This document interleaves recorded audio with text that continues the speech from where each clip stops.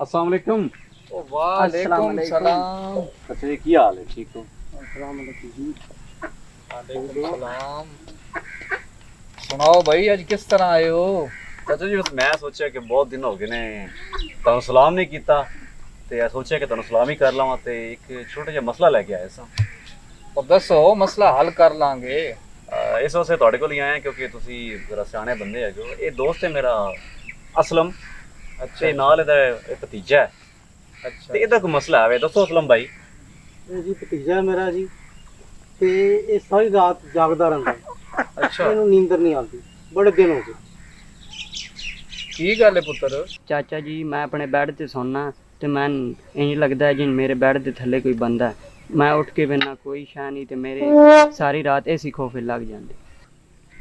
ਇਹ ਤੇ ਕੋਈ ਨਫਸਿਆਤੀ ਬਿਮਾਰੀ ਹੈ। ਤੂੰ ਇਸ ਤਰ੍ਹਾਂ ਕਰ, ਕਿਸੇ ਨਫਸਿਆਤ ਦੇ ਡਾਕਟਰ ਨੂੰ ਚੈੱਕ ਕਰਾ। ਡਾਕਟਰ ਨੂੰ ਮੈਂ ਦਿਖਾਇਆ ਸੀ। ਡਾਕਟਰ ਨੇ ਫਿਰ ਤੇਰਾ ਕੀ ਇਲਾਜ ਕੀਤਾ?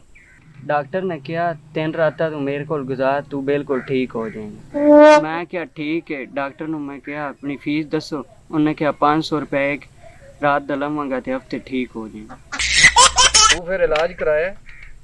ਜਦੋਂ ਮੈਂ ਆਪਣੇ ਦੋਸਤਾਂ ਨੂੰ ਦੱਸਿਆ ਤੇ ਉਹਨਾਂ ਕਿਹਾ ਇਸ ਬਿਮਾਰੀ 'ਚ ਆਪਣੀ ਇੱਜ਼ਤ ਨਾ ਗਵਾ ਬੈਠ। ਚਾਚਾ ਜੀ ਤੁਹਾਨੂੰ ਤੇ ਪਤਾ ਹੀ ਹੈ ਕਿ ਅੱਜ ਕੱਲ੍ਹ ਹਾਲਾਤ ਕਿੰਨੇ ਖਰਾਬ ਨੇ। ਟੀਵੀ ਤੇ, ਰੇਡੀਓ ਤੇ, ਅਖਬਾਰ ਤੇ ਕਿੰਨੀਆਂ ਖਬਰਾਂ ਆ ਰਹੀਆਂ ਨੇ ਰੇਪ ਦੀਆਂ। ਔਰ ਜਿੰਨੀ ਕੁ ਦੀ ਉਮਰ ਹੈਗੀ ਹੈ ਇਹ ਕੰਮ ਠੀਕ ਨਹੀਂ। ਮੈਂ ਇਹ ਕਹਾਂਗਾ ਕਿ ਤੁਸੀਂ ਕੋਈ ਮਸ਼ਵਰਾ ਦਿਓ ਕਿ ਇਹਦਾ ਹੱਲ ਕੀ ਕਰਨਾ ਚਾਹੀਦਾ। ਅਸੀਂ ਤੇਰਾ ਇਲਾਜ ਮੁਫਤ ਕਰ ਦਿੰਦੇ ਹਾਂ। ਤੂੰ ਆਪਣੇ ਦੋਸਤਾਂ ਨੂੰ ਨਾ ਇੱਕ ਪਲੇਟ ਬਿਰਿਆਨੀ ਤੇ ਇੱਕ ਬੋਤਲ ਪਿਆ ਦੇ। ਬਿਰਿਆਨੀ ਵੀ ਖਿਲਾ ਦੇਂਗੇ ਜੀ ਤੇ ਬੋਤਲ ਵੀ ਪਿਆ ਦਾਂਗੇ।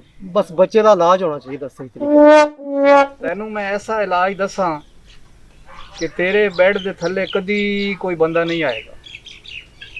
ਤੂੰ ਇਹ ਬੈੱਡ ਵੇਚ ਦੇ ਤੇ ਥੱਲੇ ਗੱਦਾ ਵਿਛਾ ਲੈ। ਨਾ ਹੋਏਗਾ ਬਾਂਸ, ਨਾ ਵੱਜੇਗੀ ਬਾਂਸਰੀ।